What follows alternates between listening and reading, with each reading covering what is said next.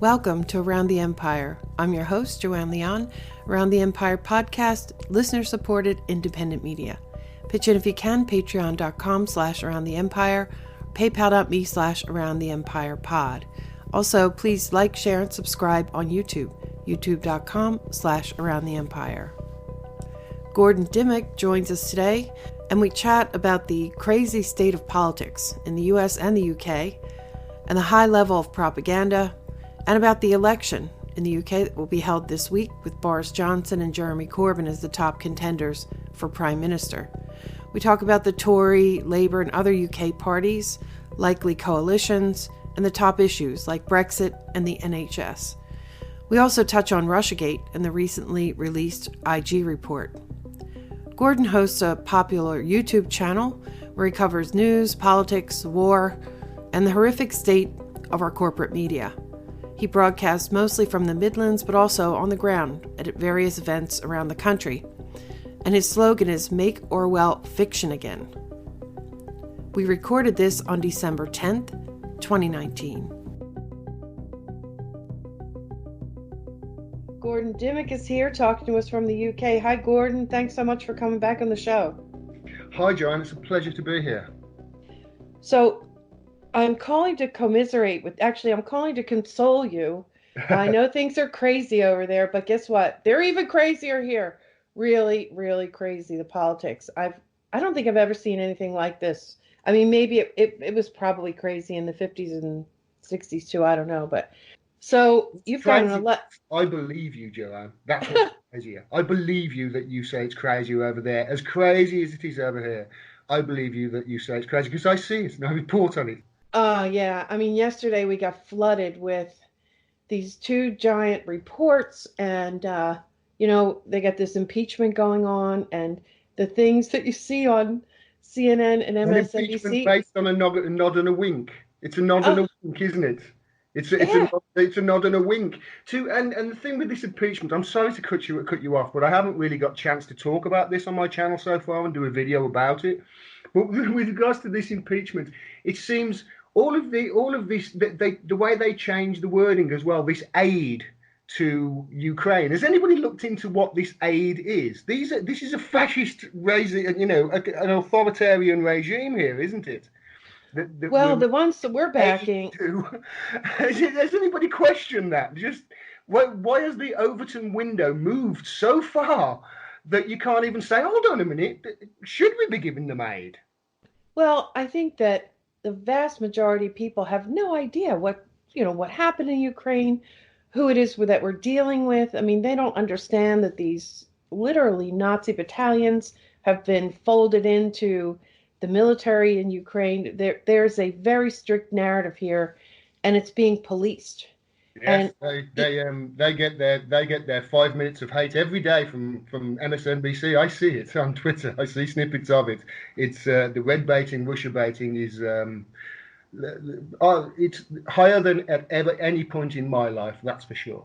Yeah, me too. I mean, and they're even going after like Republican senators and saying that they're Putin puppets. And the enforced narrative on Ukraine is that any notion that Ukraine was involved in meddling in the 2016 election is a rotten conspiracy theory that came from Russia. It's Russian propaganda, and not only Russian propaganda, now it is Viktor Orban in, I guess, Hungary, and that these ideas came from him, that none of it's true. And they said they're even going after Fox News now, and Ted Cruz is a senator from Texas. I mean, anyone now. When it comes to the Russia story, I see it. And when it comes to the Russia story, the best reporting probably in the mainstream in America, and that's including the Washington Post and New York Times, etc., has been Fox News. It's crazy, Gordon. I actually watched some of it last night, and I was saying to my friends at the time, I was like, because usually, like the Tucker Carlson show, usually I'll pick it up on YouTube later and I'll skim through and pick out a segment that I'm interested in because, like, I don't know, Aaron Mate's on it or Colonel McGregor's on it or something. But I actually watched it this time, and there was like 40 minutes of solid, good reporting. And the crazy thing is that in the past, the right, the Republicans and the right in general have always sided with the FBI, with the military, with the, they were all cool with the surveillance and the spying and all that. And now that it's been turned on them, Hmm. yeah, they're the ones saying, our civil liberties. It's just everything's upside down. And And whilst on the other hand, so it's just while it's fresh in my mind, whilst on the other hand, I think Jimmy Dore always points this out, doesn't he? When was the last time the left, the so-called lefty shows, MSNBC, CNN, had Glenn Greenwald on? When was the last time they had Aaron Marte? And I know Aaron Marte, who won an award for his Russiagate reporting, was on Fox on Tucker Carlson, I think it was the other day. So I hear, I didn't see the segment. So meanwhile, the lefty shows that they're not having on this counter narrative at all. It smells like propaganda to me.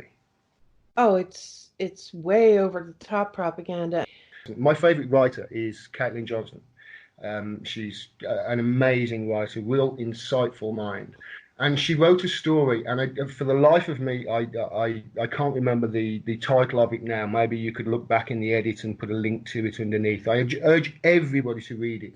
And it's about puppetry. It's about when you see the propaganda for what it is. And she likens it. She says it's akin to, going to a theatre and paying money to going to a theatre and watch a puppet show in front of you being played out and getting very entertained and leaving and thinking, okay, that's lovely. It's the difference between that and a man having to come up to the street with his hands and pretend to do a puppet show in front of you. Once you are aware of what you see, you can't unsee it. It's everywhere.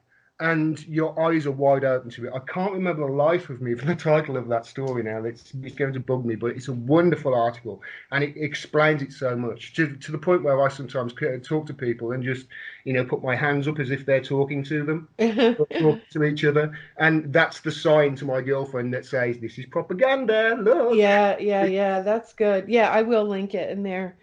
Yeah, and there's a good example of that yesterday. We had, without getting into too much detail, we had the long-awaited IG report, and in the IG report they were Oh yes, investigating, that was the ninth, wasn't it? Yes, it was the yeah, ninth.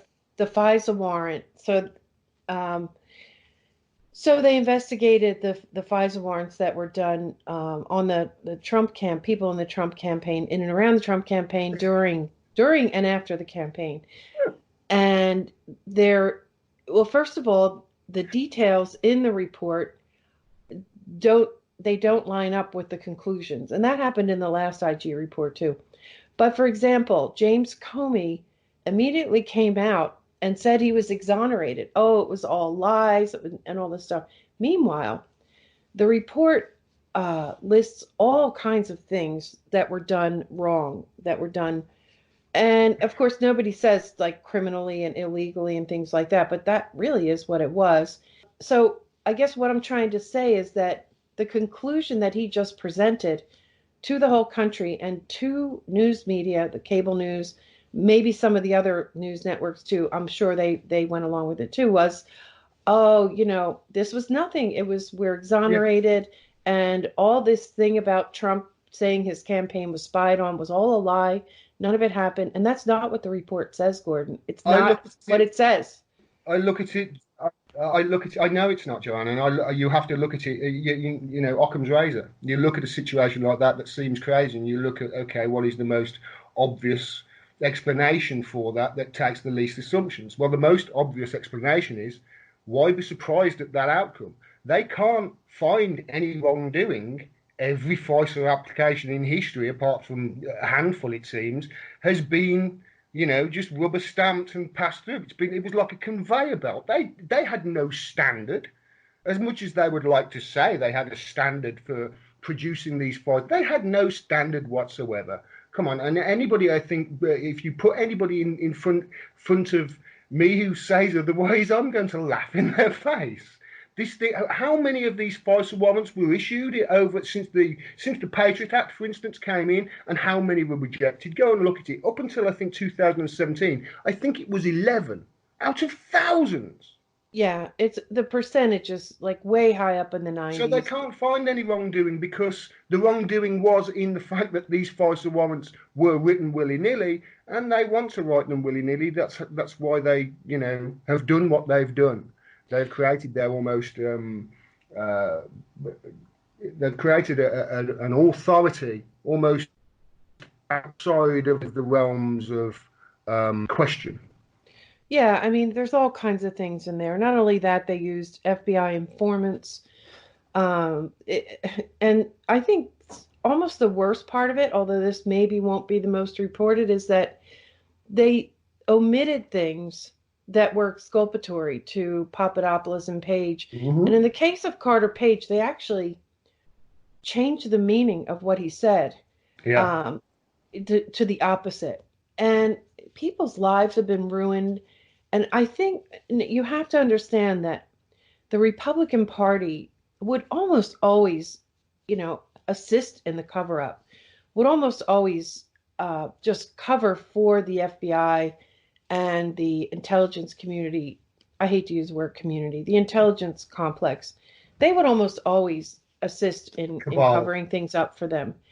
But it's so egregious what was done this time, and it was turned against them that, now they're trying to get, so they're getting the treatment that we have gotten for years, which makes, Well, what was said in this report, John, about this recording between Alexander Downer and Papadopoulos that started the whole Russiagate investigation off? According to Nunes, he'd heard that tape, and it was exculpable evidence. Is this what you're talking about with the exculpable evidence that was missed out of the report?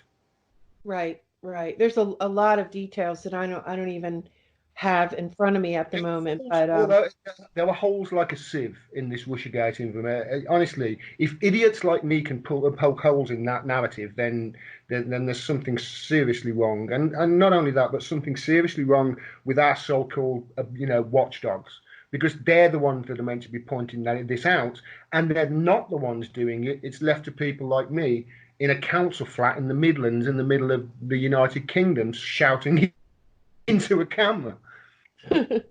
yeah, and the other thing is there are some silver linings here. Like for example, this cooperation and this teamwork between the US and the UK is quite interesting when you look at it. I mean, we always knew that the special relationship, and I didn't quite know how much the FBI, the CIA, MI6, and I don't know, maybe MI5's in here too. I didn't quite realize how much they cooperate together. All these operations that they just they just swap intelligence. Yeah. Apparently, I was like, hey, you want to spy on some of our people for us?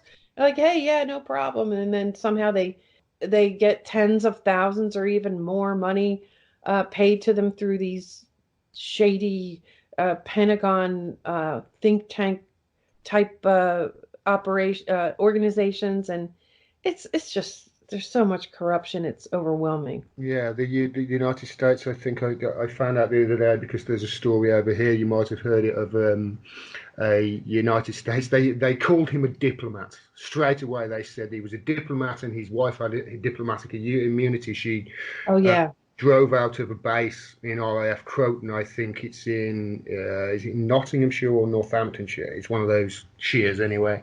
And she drove on the wrong side of the road.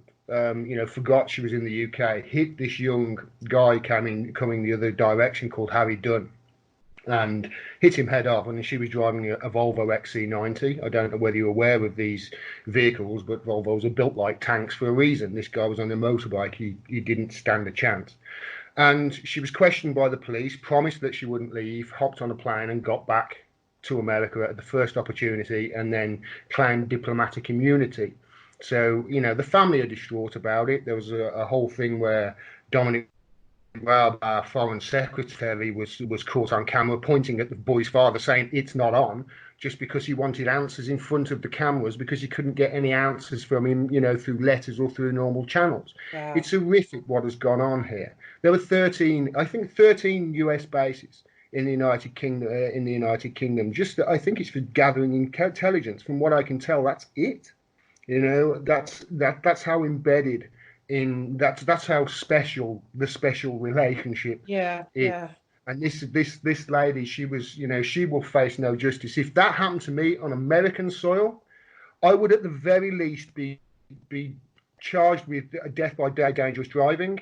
At the most, death by dangerous driving. At the very least, driving without due care and attention. You know, and there are consequences. I'm not saying this lady should have gone to prison for what she's did. I'm not saying that at all. But what I'm saying is, there seems to be there really does. The tagline of my channel is "Make All World Fiction Again," and there does seem to be as if there's a situation at the moment where it really is one rule for them and another rule for everybody else. Absolutely. And they're Yeah. above the law. And I find it hilarious that this lady, whoever she is, and I'm sure she's distraught about killing this young boy, but I find it hilarious that she can hop on a plane and get back to America and have the President of the United States have her hide behind him in another room whilst this boy's family visit him and then want to spring her on them. And that's not what they wanted. They just wanted her to face questions and, face some sort of answers back in the UK. But they do that. They'll protect him. Meanwhile, they will say that nobody is above the law and scream nobody is above the law. I watch conservative after conservative stand up saying nobody is above the law when they dragged Julian Assange out of his political asylum in that act of fascism earlier on this year. And it's hilarious. And you know what? People are starting to see it for what it is. It's like that Caitlin Johnston article. People are starting to see it's the puppet show. And these people are just coming up to us, putting their hands in front of our faces and talking to each of us as if, no, none of this is real. This is what's happening. No, I suspect they've been doing it throughout history, Joanne. It's just that the genie's out the bottle now with the information on the internet, and that's why they're trying to put it back in with the censorship. And obviously that comes next. While I'm here, though, we must talk about what they're doing with Jeremy Corbyn. Yeah. But let me just say, that I agree with everything that you just said, and especially the part, and we won't get into it further, but it is an important thing you just said there, is that it's now making me question everything. Yeah. Going back. What narratives have we heard over the past 30, 40 years that were untrue? Because the only reason we're finding about these untrue narratives now is because of that genie that's out the bottle with the internet and the information highway that we've got now, that's in the open. The guy in the council flat can type in something into a search engine or start asking questions and find the answers and find out what the truth is. How long in the history has this been going on? Because the winners write history, remember, Joanne? Yeah, it's the winners that write history. So how much of history that we understand it to be true is false? And we all know that how they love to paint that it was America that won World War II, and it was America that suffered the most in World War II throughout movies and whatever. That's not true at all. 65 million people roughly died in World War II. 26 million of those roughly were Russian. It's important that we remember these facts before we start smearing people and red baiting them as Russian stooges in some sort of McCarthyite 2.0. We've done this before and we won it. We beat them. But I do worry that careers and people's lives are going to be destroyed during this, just the same as they did in the McCarthy period back in 50s, 60s, whatever it was. Yeah, very much so. And it's going to get more and more dangerous as we get closer to this 2020 election. And for you, you're probably at a peak right now because the election is just 2 days away. Yes. But let's get into that election. What the heck is going on? Well, I covered an event last week in a church in London with some great speakers. Nils Meltzer was there, and Craig Murray was there, and Lisa Johnson was there. Some wonderful, wonderful speakers. John Pilger was there, and there was also a guy called Mark Curtis, who you are probably aware of. I don't know whether you've had him on the show. If not, if you haven't, please do, because he's great. Yeah, I think we follow each other on Twitter. I will do that. I'll follow up on that. Well, he was one of the speakers there, and he's a very, very clued up guy, especially when it comes to all things news and all things secret, so to speak, MI5, GCHQ, etc. And he said, quite, it's on my channel. I recorded the speech and put it out there. I recorded all the speeches. Please go to the channel and watch them. They're really important. All of the speakers were fantastic. And obviously they were there chiefly to defend the continued imprisonment and the application of human rights to Julian Assange, but also, to talk about events. And, they were all worried about the state of the country at the moment, and all of them were basically explaining, listen, with Jeremy Corbyn, if you do get in, at least you're pushing against, as Mohammed El-Mazi said, pushing against an open door with him with regards to this state, authoritarianism. At least we've got an avenue to fight back. But Mark Curtis said he has not. This is the biggest propaganda campaign ever since the war, since World War II. Wow. That's how important. That's how not important. That's how threatened they are by a Jeremy Corbyn socialist-led government. And you know what? I don't believe a goddamn thing that's in the media at the moment, because I read that article by Caitlin Johnston, and it does seem like a lot of people with their hands up talking to each other, trying to tell me that black is white. Because when I actually speak to people on the street, that's not the case. People aren't. I come from, Brexit has been put front and centre by Boris Johnson, who, by the way, at this stage, he's literally, those plastic models that you can buy when you're a kid with a ring pull in the back. Yeah. He's essentially one of those politicians now with just a ring pull. You pull him and he goes, more dither and delay. He said get Brexit done 12 times in an hour with Jeremy Corbyn 12 times. He is literally just a politician who is going to repeat sound bites and slogans. But the thing is, it does work because people, are propagandized, and you can't say people are stupid and go run around saying, "Oh, wake up, people," and wake up, sheep. It's not their fault. They've been propagandized into believing this, into thinking a certain way. And billions and billions and billions of dollars are spent on it too. And decades as well. Decades. There were over in America, you've got CNN and MSNBC, it's in your face just because you know what? Maybe your education system sucks as well, and your healthcare system sucks, and all these reasons. But over here, we've got a pretty good education and healthcare system. So people generally are more aware of what's going on. So therefore, the BBC have had to get really good at their propaganda. And they've had 100 years of doing it. I just caught this on Twitter today about Laura Kunsberg, the chief political editor, basically saying that there was reports from two of her conservative informants that a Labour activist had punched somebody who was in the entourage of Philip Hammond, I think, one of the Tories, who was out canvassing for his election today. And I quickly saw the video while I was decorating. In the middle, I saw the video, and it's literally a guy has got his hand out, looking in the opposite direction, pointing at something, and then this Tory walks into his hand. Oh, you're kidding me. Literally like that. It's literally like that. And this is the chief political editor basically saying that, she worded it in a certain way because obviously she's a reporter and they do it in a certain way that they can get away with this propaganda and they are the best at doing it. But she worded it in a way that made it seem like, no, this Tory was punched by a Labour activist. And when the video came out, it was nothing even close. So that's the whole victim thing. We're going to turn the Tories into the victims somehow so that you'll vote against the terrible Labour people, right? Yeah, it's just one isolated story. Then we've got the whole, Jeremy Corbyn's documents that he's released of the NHS were published on Reddit. It was done in a very Russian way. That was. Yeah, I saw that. It was a very, very Russian way. And, I did a video the other day of a UK diplomat to Washington, the chief Brexit diplomat to Washington, resigning over and I'm quoting here, having to quote, peddle half-truths to Washington.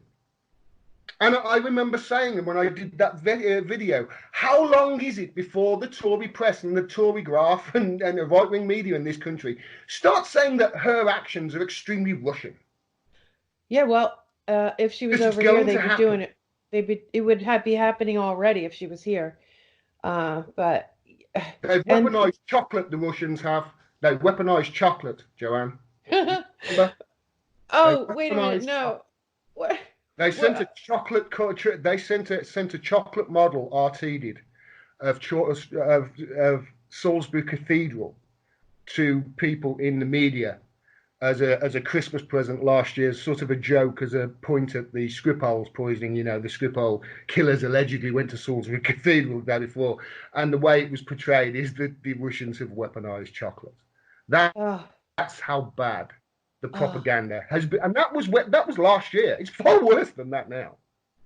And with that Reddit, the documents that were leaked on Reddit about NHS, the No people who said that question that that was they're valid. that was yeah, the documents are real. No one disputes that. But they're saying, is it the Atlantic Council that stepped in and said, "Oh, these were Russian operatives, and Reddit Ben had to Nimmo. ban 60 accounts or something." So just Yeah, this it the was same it as was the DNC email it was Ben situation. Nimmo. It was Ben Nimmo who's Oh Ben. God, yeah. He was from DFR Labs. Now he's the genius who outed Ian 56 and Citizen Halo and Partisan Girl on Twitter as actual bots. Oh God, yeah. It was him and DFR Labs that do it, and they're saying now that he's the manager at another firm called Graphica. He gets around this Ben Nimmo guy does. He's a real propagandist for hire. Oh, So he's basically said that this Graphica have analysed the stuff, and they all went, "Oh, it's all Russian. It's very in a very Russian way that this has been." It's like, come on, who gives a flying f whether it really was a Russian geezer? And yeah. even if you prove that it was Russian, there's no way of proving it was Vladimir Putin. There were all sorts of actors all over the place. It could be, honestly, for all they know, it could be entities in America making it look like it comes from Russia. And that's exactly the way, when you think about it, that they would release this information if they wanted it out there. You see what I mean? Oh. You Yeah, I know, mean, we it's had a, the same it's thing. a psyop, it's a propaganda construct on the entire nation to try and get them to please don't elect this pacifist who doesn't want war, because otherwise, well, we don't know. It's never been done before, but it's going to be bad. That's essentially what they're saying. Right. And the other thing is it's they're trying to get people to not look at those documents. Don't touch them. Yeah, Don't touch those documents. And we had Chris Cuomo on CNN here actually tell people that if you read those documents, that's illegal. That's against federal law. That might be against the I don't know if he actually said against the yeah. espionage law, but yeah, I I've, mean I've it's such a desperate move. got one thing to say, to Chris Cuomo, Joanne. You know what that is? Yeah, I do. I know. Oh my God. So the in 2 days you're gonna go to the polls. Yes. Do you have any speaking the voting booths? Um, do you guys use voting machines? No. We Oh, good. we, Good for we you. we do it the logical way. Yeah. So when I watched the Brexit referendum, you're gonna vote the similar way, right? It's all sort of out in the open. It's Somebody paper stands on ballot. the stage and says who ballot. won. And, Yeah, it's all paper ballots. It's a process that a lot of people are involved in. It's a process that really is. It's quite difficult to be rigged. It's not impossible. If you want an example of the best system in the world that I've come across, voting wise, take a look at Venezuela. Yes, yeah. that they don't say that they say in the media is, oh no, bad, these elections is fraudulent. Really? Because I looked at them, and President Jimmy Carter seems to think that they're the best he's ever seen. So, but that's what they. But it's a good system, but it's certain. We put it this way: we've evolved to the state. I think it may be because our country is a little bit older than yours, but we've evolved to the state where a 14-year-old with a laptop can't hack our voting booths. Yeah, well, that's good. Now, as far as the polling goes, are there any reliable polling organizations that No, are okay? So, what's your no. best guess on what The the only numbers way, the are? only way really to look at there are two ways of looking at polling that I see, because obviously first of all you have to look at who owns the polls. You know, a lot of Exactly. these polling systems over here are owned by Conservatives and were set up by Conservative MPs. You know, so Mm, you have to look, and these are, I can't remember which one it was now. Was it YouGov? It was one of the top ones over here. I'll have to look in. Maybe you can look into that for me.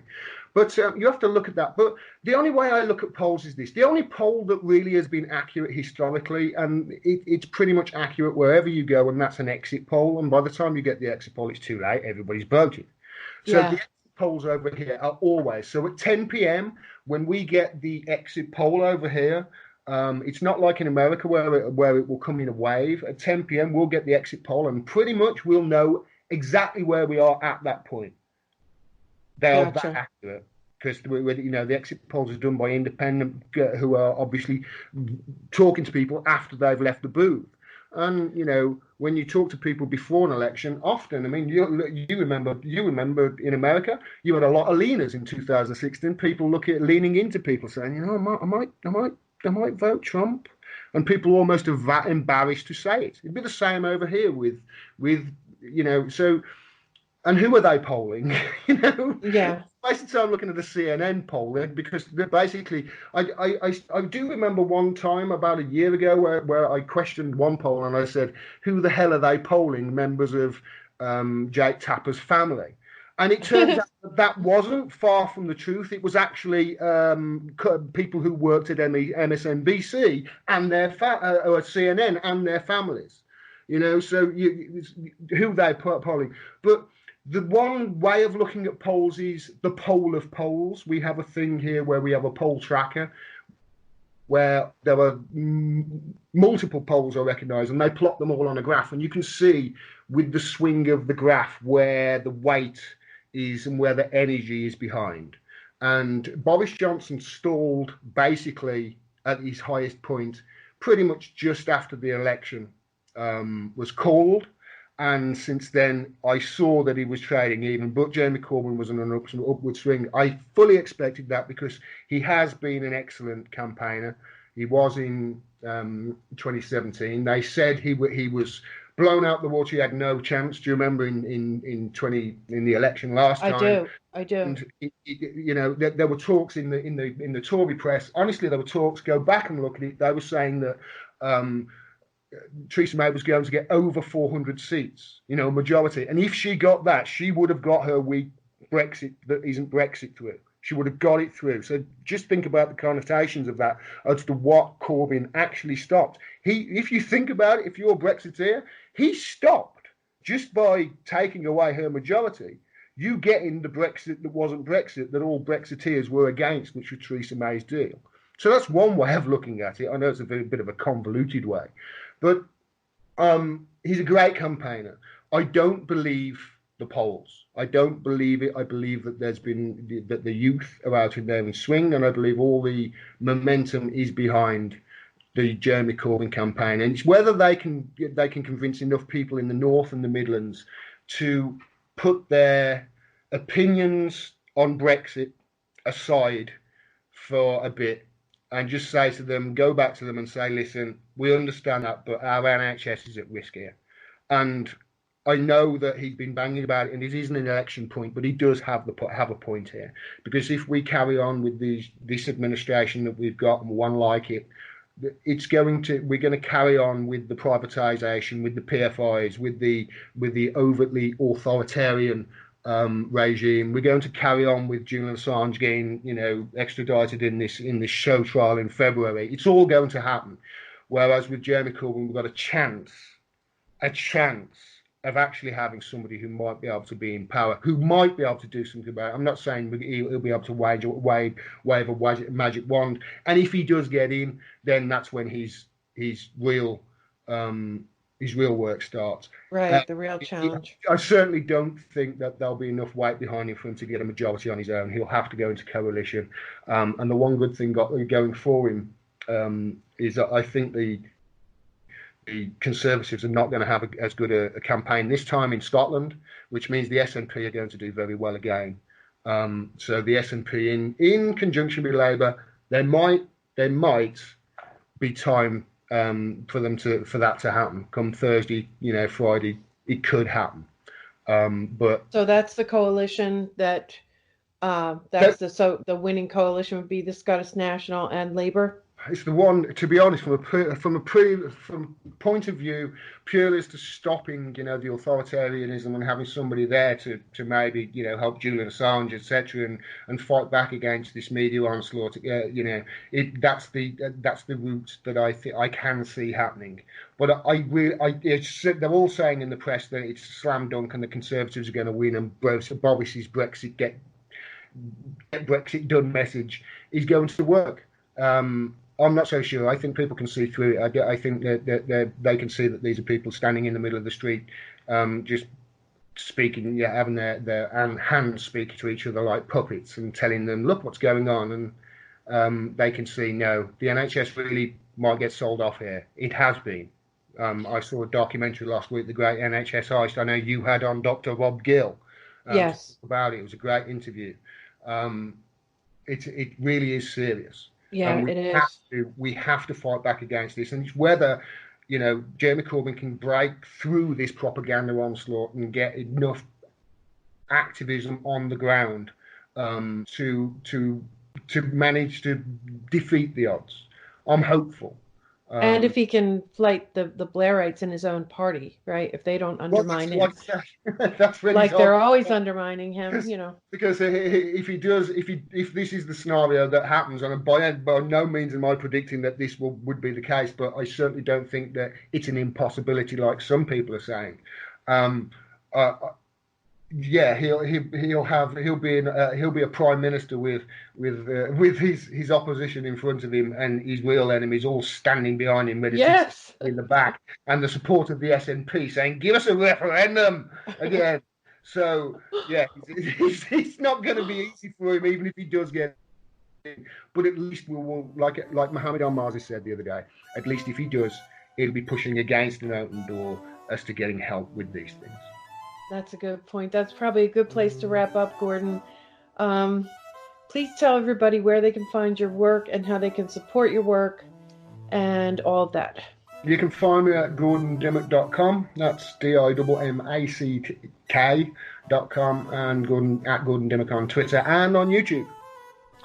Okay, thank you for giving us the lowdown, and I really appreciate it and look forward to talking to you again soon. Me too, Joanne. Make all war fiction again. Thanks for listening. Special thanks to Gordon Dimmack. Follow Gordon on Twitter at Gordon Dimmack. Subscribe to his YouTube channel and support him via Patreon, patreon.com/Gordon Dimmack. Find his work at his website, gordondimmack.com. Around the Empire podcast, independent media, and your support is really important. Pitch in if you can, patreon.com/Around the Empire, paypal.me/Around the Empire pod. You can find the audio podcast in many places, lots of ways to listen to it. Any mobile podcast app, or on the website, aroundtheempire.com, on Patreon, or on YouTube, youtube.com/Around the Empire. And if you're listening on YouTube, don't forget to like, share, and subscribe. Follow on Twitter at Around the Empire, and we'll see you next time. Take care, everyone.